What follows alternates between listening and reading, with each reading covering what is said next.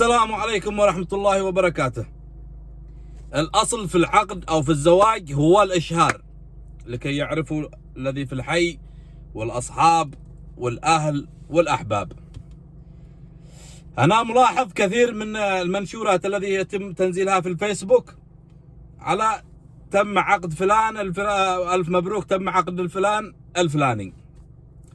على من؟ على بيت من؟ ما حد داري من. لغز وضروري أنك تحله.